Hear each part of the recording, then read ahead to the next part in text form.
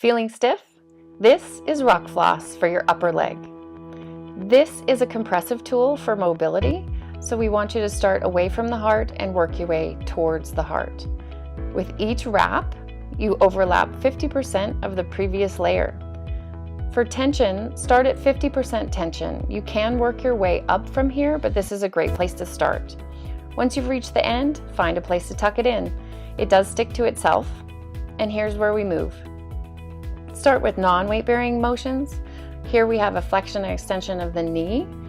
Really pull that foot underneath you so you get a good hamstring contraction out of this. We want to contract all the muscles that are being wrapped around.